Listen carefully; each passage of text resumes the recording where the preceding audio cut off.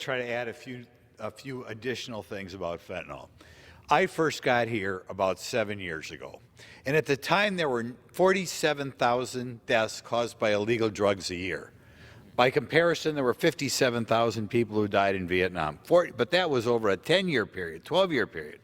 This is over 1 year, 47,000 people, and it was a national crisis, and every politician had to address that crisis. Well, 7 years later, what became of that statistic? Whoa, of 47,000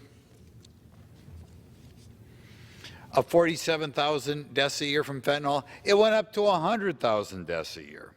Now, I've been at the border 5 times. Every time I'm down there, the Border Patrol again and again emphasizes that with this open flow of people coming in this country, you're getting unlimited fentanyl. So we got two obvious things to address the problem. We just passed a continuing resolution today with some increases in there, but the budget proposed by our president doesn't increase funding for the Border Patrol at all. You go through that budget, 12% up here, 18% up here, 7% up here. Border Patrol, nothing. Like these lives don't matter at all. We've got to spend more money at the border. Secondly, when it comes down to penalties for people who are selling this fentanyl or trafficking in fentanyl, they are not great enough.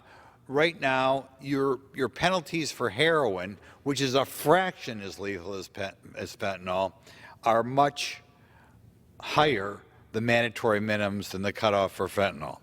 I've introduced a bill that's going to deal with that called the Fentanyl Penalties Parity Act, which adjusts the mandatory minimum to be the same as heroin. So we've got to throw more people in prison. That 100,000 deaths, by the way, that's not what we call nonviolent. Ask the parents of the people who died of these fentanyl overdoses whether that's just a nonviolent crime and we'll slap somebody on the wrist and who cares. We've got to up the penalties on people who are selling that fentanyl. We had 560 people die in Milwaukee County alone last year, and Milwaukee County is not that big. And secondly, we've got to do something at that border.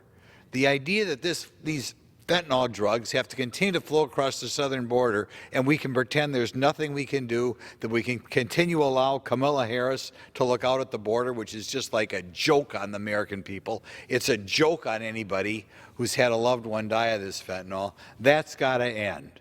I hope everybody in this building, those people fortunate enough to meet the president, tell him, get Kamala Harris off that border and get us some more Border Patrol agents down there so it shows that we're taking the lives of these 100,000 people a year a little more seriously.